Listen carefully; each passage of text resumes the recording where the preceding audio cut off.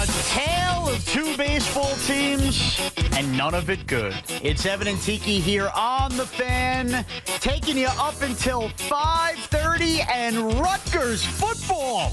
The college football season returns tonight on WFAN. It's me, Sean Morash, along with Chris McMonagle, who's looking to bring some New Balance to the show this afternoon. New Balance? New Balance? What's going on? How we doing? I'm doing well, Chris. Fresh off what felt like a 30-hour drive home from Florida to do the show. It was a 30-hour drive home from Florida, practically. Were you doing that pre-knowing Evan, or you just kind of took the I don't know, baton from Evan on long drives? Well, it had nothing to do with Evan. It happened to be a post-Evan, I suppose, in my life. The first time we went to Disney. This is the third year running. But I'm talking about driving, because Evan's a big driver. Third year running driving. No, the Disney stuff is more of a Monzo thing than anybody else. So. Yeah, but geez, get on a plane, will you? No, I like the drive, believe it or not. 12 hours home yesterday from South Carolina. I stopped. We can go over some of the vacation stuff. I lost my glasses.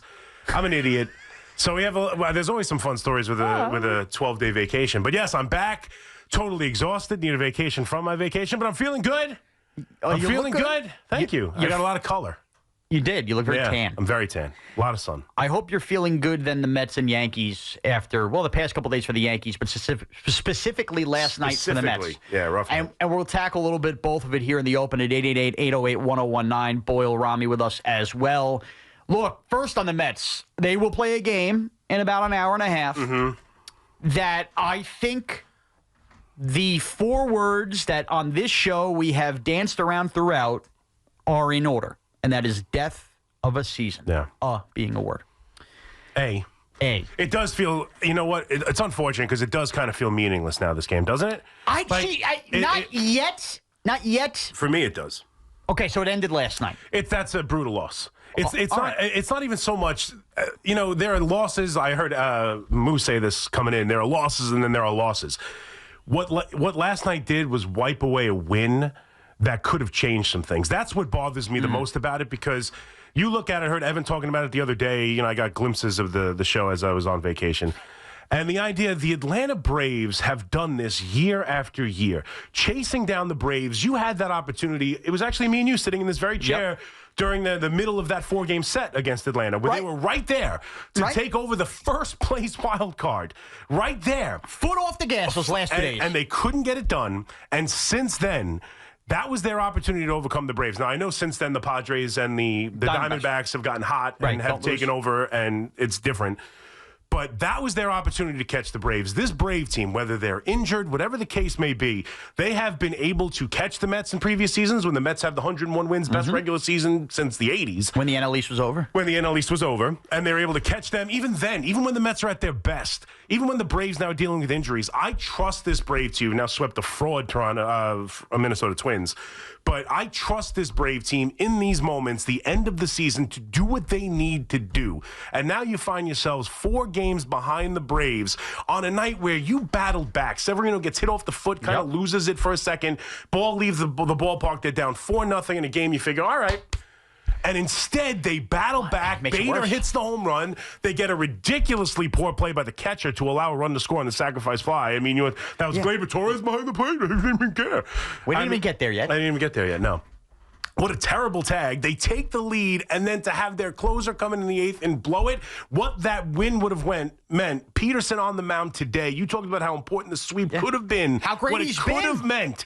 To have that moment today, going to sweep them and actually make a statement, and instead you're recovering off a brutal loss, 4 games back after Atlanta, wins last night, trying to catch Atlanta with 28, 29 games left in the season, 4 games behind them.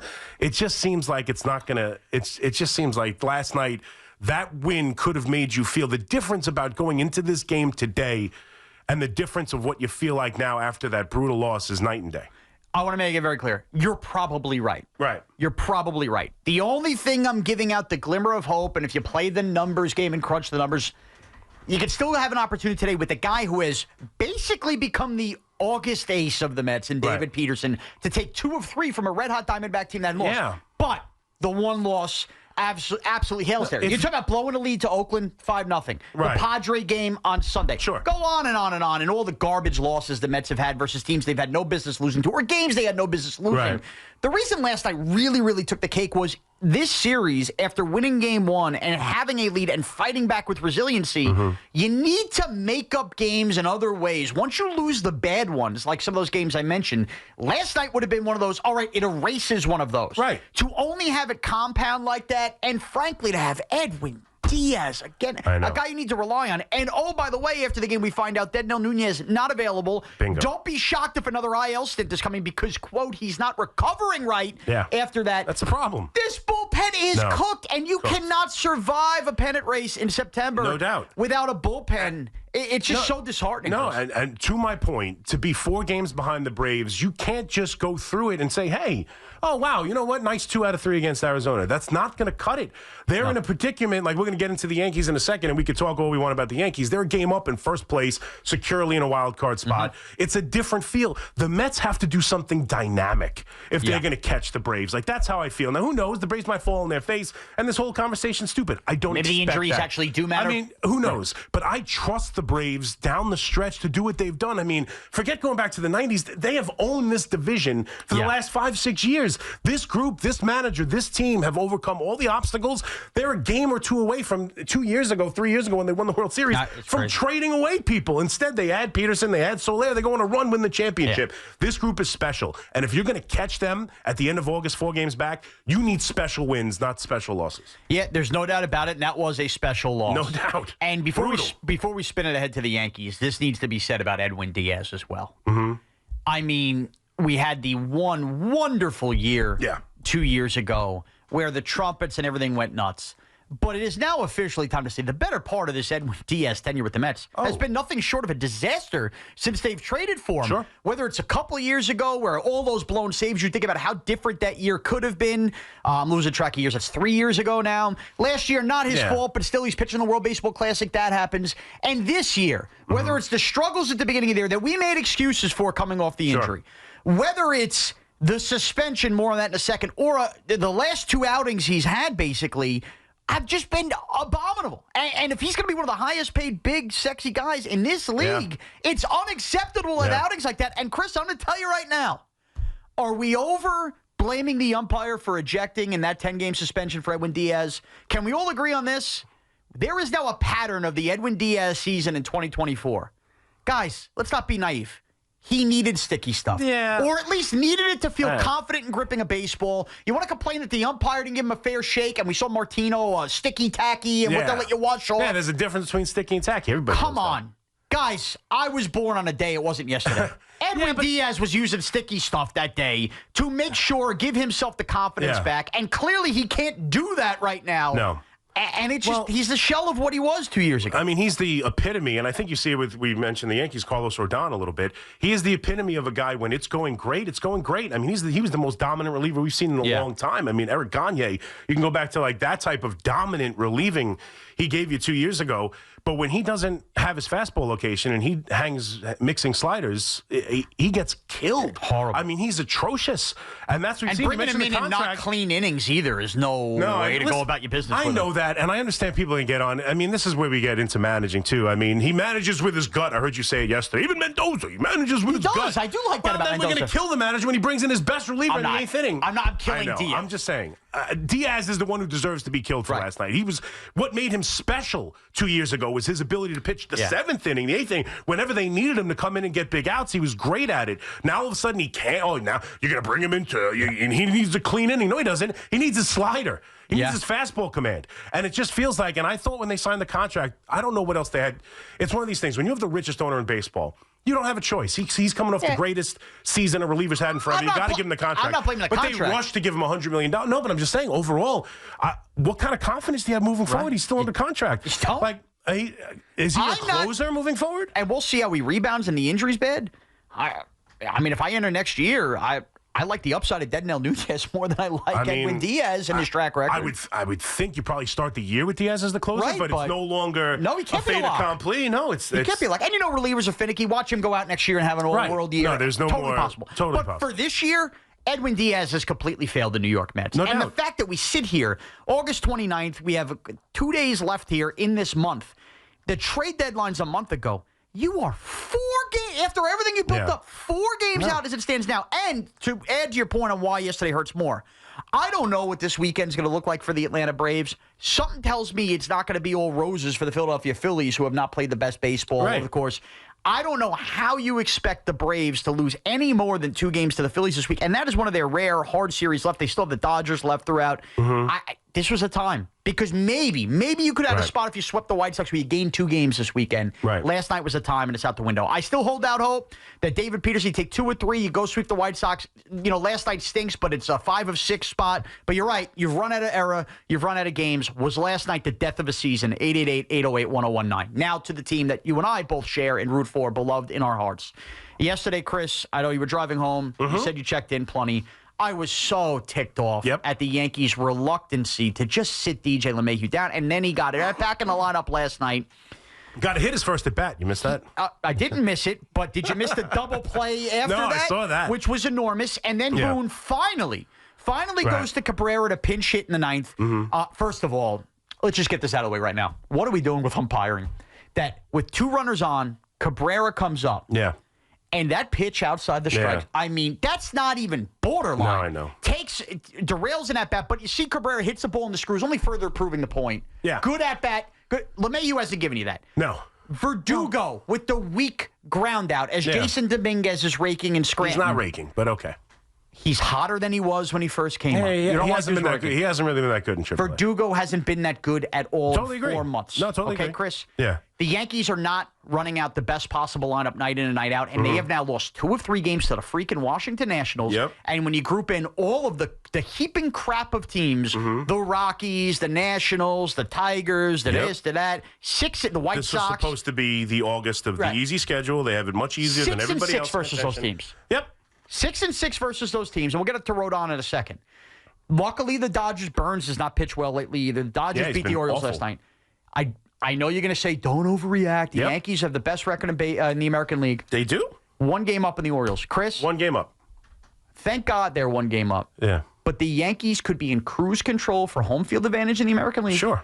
And this division, if they just got their act together and put their best lineup forward and won a couple more of these games, instead they're going to cling for dear life and put things in a gamble. That second to last series of the year versus Baltimore, right. It's atrocious. They are not serious about winning a World Series. Yes, that's where I disagree with you. I hate this new not serious. They're not serious. Unserious, this new terminology that we're using. That's what the kids are saying. And I disagree. I heard you yesterday.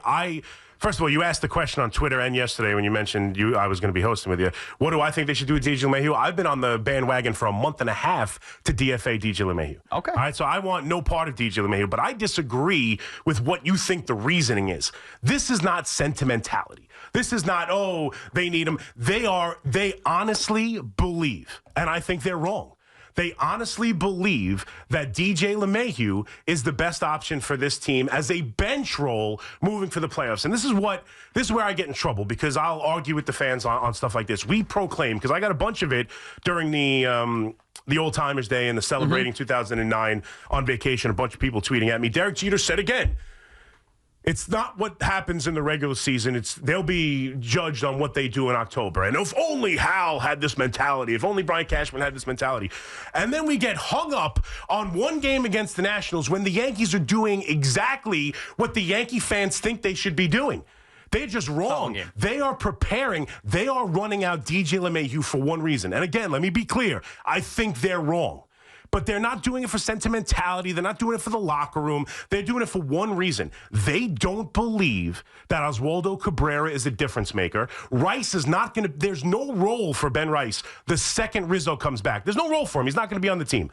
There's one guy who could be right-handed, who's won a batting title, who last year in the second half had an 800 OPS, and if they get him going, the ability to play first base defensively, because if Dominguez ever does come up here, in the playoffs, he could be a pinch hit option for Rizzo, right-handed bat, where you need a first baseman when you have a third baseman who just made 5 errors in the last 3 games. Gleyber Torres, who's the worst defensive second baseman in baseball. You need someone who can actually play first base. Cabrera can. No, he can't. Yes, he can. No, he cannot. Yes, he can. He cannot. They don't believe he can. They don't believe he's a difference maker. They are going to give DJ LeMahieu every single opportunity to attempt to get his swing back, and I think he's Chris, something like they've given him every single opportunity. I totally agree, but that's how they feel. They put getting DJ hot and how this roster could look in the postseason above this game. Yeah, he's had 200 at bats since he came back. And yesterday, Aaron Boone had the gall to tell the fan base, to tell this freaking fan base, the injury, we're still trying to get him going after that. Yeah. I mean... Well, they didn't say... No. You see, this is where I get in trouble, too. I had the exact quote yesterday. He was specifically asked about his OPS. He brings up the injury because it was terrible right after. It takes a while. The OPS accumulates the whole season. He was particularly atrocious when he first came back. But how could he go from a night before saying that he still believed LeMahieu was the best option versus Finnegan to last night making sure he pinched hit with Cabrera? So did he cave to public perception? No, he went by his gut in that moment. He went by his gut, and it was the right gut. Yeah, and the same thing. You mentioned Mendoza. Mendoza allowed Diekman to pitch to Judge, and everyone. What was his answer? I just felt like it. Goes by his gut. But Aaron Boone's a moron who didn't do it the night before. He's not a moron. He went by his gut.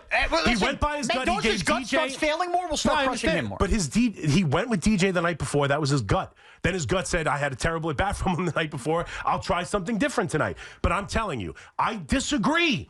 I would get rid of LeMahieu. He's old. He's washed. I'm with you. But the New York Yankees are trying to get the best roster for the postseason, and this is why people get mad. They did not treat last night like a must-win game. And they should have. It's not. It's not a must-win game. It's not. Chris, if they won that game last night. Oh, my God. Do you want to be in a wild card round? No. In a best-of-3 where a couple Blues versus Clay Holmes? Exactly. So why don't they prioritize that? This team hasn't had home field in the ALCS in over a decade. In over a decade. Yep. Can you prioritize it in a wide-open American League, please? I love the wide-open American. If the American League was tougher, you'd be okay with not prioritizing it? No, but then stop using the open American League. It's a BS argument. I'm so tired of it's wide open. If it weren't wide open, we'd be okay with them not trying. The Yankees should leave no freaking doubt that this is every year. They should leave no doubt. Every single year, no matter what the Astros look like, no matter what any. So the idea, but they've never had Soto and Judge on the same team. It's so wide open this year, though. If only it's just so wide open. Like last year, we were okay with the Astros winning 100 games or whatever. It would have been like, oh, listen, the Astros are really good. We can't even try to compete with them. Let's just see if we can get second place. No, we're always trying to be the best. But that's the bottom line. So every year, it's either win or don't win. That's it. It's win or don't win every single year. That's it. So shouldn't every failed year and then the 1 year that you have a one, so shouldn't it be more of an influence? Hey, I mean, what changed? The first half of the year, you ran out the same lineup until guys got hurt. What changed? No, they're running out the same lineup now. Well, not really. They run DJ LeMahieu out every single day. Well, okay, they believe DJ LeMahieu against left-handed pitching, which they've struggled against all year. And he struggled against all year. No doubt. But they still believe in him in some aspects, and I think they're wrong. I want to be clear on this. I think he's washed. They don't. They're not doing it. You mentioned a bunch of different reasons. Like you mentioned Bernie Williams. They had no problem being... They had Damon in center field. You mentioned Jorge Posada. They got Russell Martin that year to play catcher. Like, they don't have anybody. They don't view Oswaldo Cabrera as you view him, which really you don't even view him as much. You just think he's better than DJ LeMahieu. When it comes down to it... Good things happen when he plays. I don't disagree with you. I want him to play more. What I'm saying is they don't view him as someone who impacts the team. Just like when they traded away Montgomery for Bader a couple years ago. They are looking at this roster for the postseason run. If they win the division, you won't give a damn. Every time I bring up 99 games and they won the division 2 years ago, I'll be happy. No one gives a damn. I'll be happy. You got to win. They think the best roster is getting DJ LeMahieu hot, and they're going to run it until they don't. That's it. Well, I disagree with them, but that's what they're trying to do. I'll leave you with this. They're trying to get the best postseason roster for the team. We are down to, 4 weeks left in the season? Yes. Chris, even if they get LeMahieu hot for a week or two, is anybody trusting that that's the LeMahieu you're going to see in October if and when they give him a spot? But then what's the point? There is no point. DJ LeMahieu. If Oswaldo Cabrera got a hit yesterday, what would you think? Like, that's what I love. Like, I know you got into an argument once with him, Nick Totoro. Yeah. Right? Nick Totoro's doing a video last night. I saw it, and he goes, it's wide open. If only they showed a little bit more. If they beat the Nationals last night, you're telling me you feel dramatically different about this Yankee team? Oh, please. I do. Please. And it's not just, you don't. Chris, here's the thing. No, you don't. You go, it's what you should have done. It's the same thing. At the beginning of the year, the perception was, the Yankees can only beat bad teams. They can't beat good teams. Me and you argued about it against Cleveland. Yeah. Cleveland's not a good team. I tried to say they beat the Cleveland Guardians. Doesn't matter. They can't beat good teams. They're feasting on these bad teams. They're not a World Series contender. It's actually the opposite this year. Now it's the opposite. Now we go to this end of the season, and every team that's in the postseason right now, the Yankees are dominating them, but they can't beat bad teams, so they're not a World Series contender. Pretty much win or you're not a World Series contender. Chris, just don't get to that second to last season. You should enter that game, that 4 games. Look what the Braves have done to the Mets. I understand the Yankees have had every opportunity to do this to the Orioles. The Yankees were the second worst team in baseball for a month and a half, only better than the White Sox. And why didn't the Orioles build an extended and now lead? 6-6 because they stink too. Now 6-6 versus these 4 not good enough. Garbage Not saying it's good enough. And that's why it's not just about last night. It's about the sample size. 888-808-1019. All right, we come back. We'll take your calls. Plus, Carlos Rodon quickly going out of the circle of trust. Well, more on that. Can we look at the real problem? You're 100% right. Why'd they lose these 2 games? Starting pitching stunk. Can we do a radio tease, Chris? That's why we lost those 2 games. My goodness. Just saying. We're arguing about DJ LeMahieu. You're right. He shouldn't be playing. I'll tell you another reason we lost these 2 games. Do we need a Judge double play 2 nights ago? Bingo. We're coming to you live from the Town Fair Tire Studios.